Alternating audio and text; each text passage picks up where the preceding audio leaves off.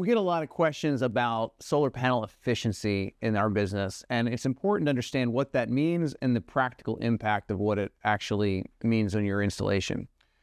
So the percentage of efficiency a panel holds or respect that is based on how much solar energy can be converted into electricity.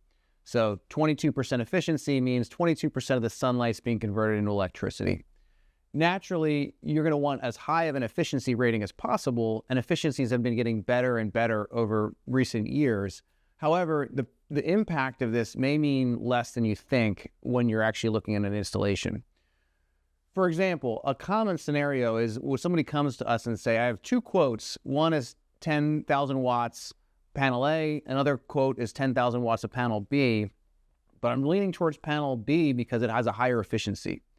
In that scenario, assuming the same orientation and assuming the same AC-DC ratio in terms of inverter conversion, those systems are producing the exact same amount of energy because they have the same system size. So the most important starting point to understand is that the system size is ultimately what's going to impact the generation amount of the system. And the efficiency essentially is baked into the total power output of the system when you think about those numbers.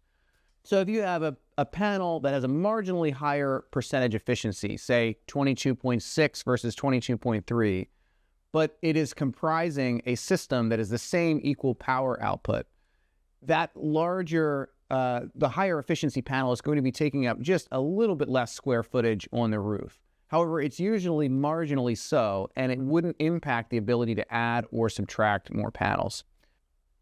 Where this may have an effect is if you are very limited on space and you have two different panel types that allows you to fit more total wattage on the roof. Then the higher efficiency panel does have an impact because you're able to fit more wattage on the same roof space.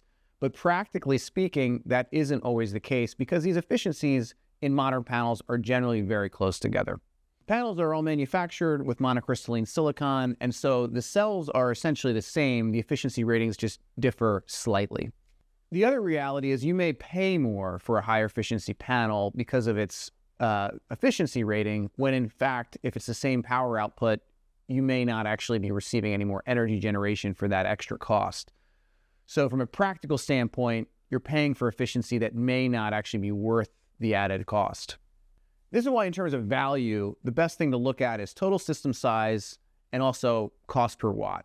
Those two metrics are ultimately going to get you to the amount of your energy you're generating and the cost that you're paying for that generation, more than the efficiency of the panel by itself.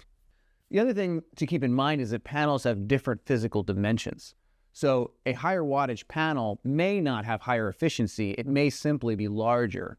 A 460 watt panel that has the same efficiency as a 400 watt panel is just going to be physically larger.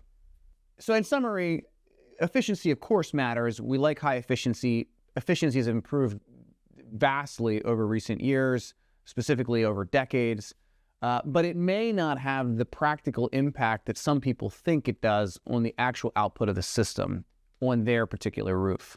You have to think about panel dimensions and ultimately just total system size, orientation, DC-AC ratio, and then, of course, cost.